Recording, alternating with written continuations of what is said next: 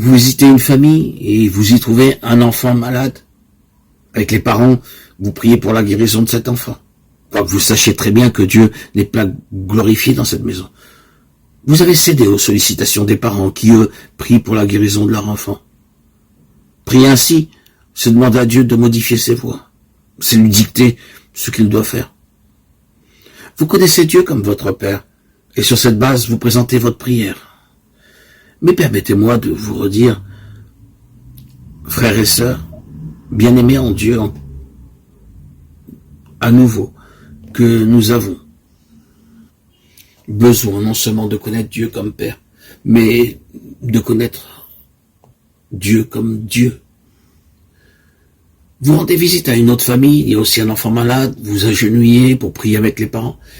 Mais les parents prient de cette façon, Seigneur, nous te louons d'avoir permis cette maladie. Nous t'adorons parce que tout ce que tu fais est bien. S'il te plaît de reprendre l'enfant, nous acceptons ta volonté. Mais s'il te plaît de nous faire voir ta grâce, nous te demandons de le guérir.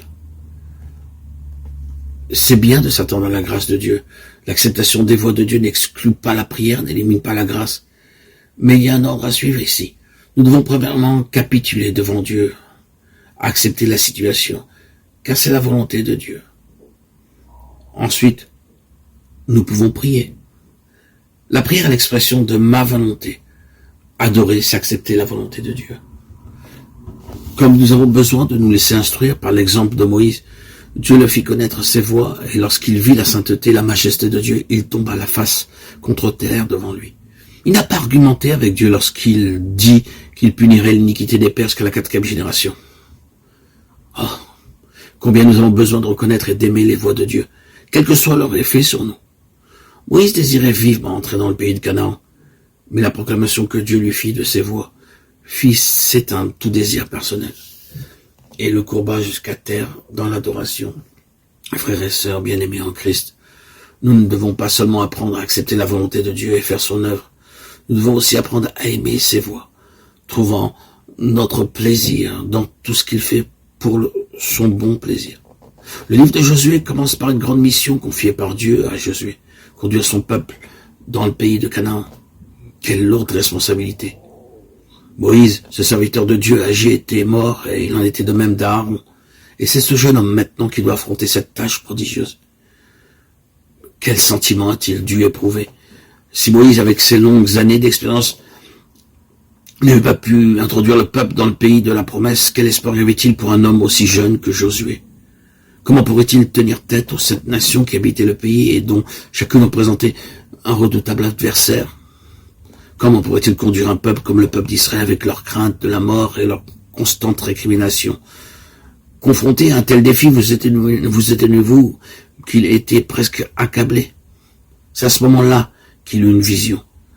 Un homme avec une épée lui apparut. Ne le reconnaissant pas, il lui demanda « Es-tu des nôtres ou de nos ennemis ?» Josué 5,13. L'homme répondit sans équivoque « Non. » Il n'était ni pour un côté ni pour l'autre. Il était venu pour une seule chose. « Je suis le chef de l'armée de l'Éternel. J'arrive maintenant. » Loué soit Dieu, puisque c'était là son intention. Loué soit Dieu, c'est aussi là le désir du Seigneur Jésus. Il n'est pas venu pour nous aider, ni pour aider nos ennemis, mais pour occuper cette position de chef de l'armée de l'Éternel. Si vous êtes partie de l'armée de l'Éternel, alors il est votre chef. Le point crucial ici, ce n'est pas de recevoir de l'aide, mais c'est d'accepter un chef.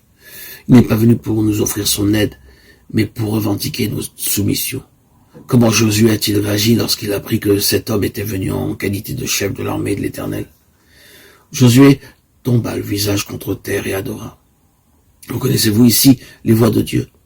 Dieu n'agit pas de manière à nous secourir un peu par-ci et un peu par-là. Dieu est le commandant en chef des forces et il veut notre soumission. Confronté à tous ses adversaires, une aide ponctuelle n'apporterait pas de réponse durable à la situation.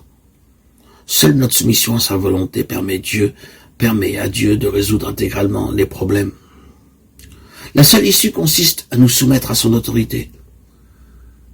Quand il commande, tout est bien. Le problème aujourd'hui parmi les enfants de Dieu, c'est que nous sommes nombreux à vouloir que tout tourne autour de nous et serve nos intérêts. Dieu ne le permettra pas. Lorsque la question de notre capitulation est résolue, tous les autres problèmes sont résolus. Vous ne connaissez pas Dieu si vous pensez qu'il peut occuper une position de subordonné dans le conflit. Sa place est à la tête et la nôtre dans la soumission.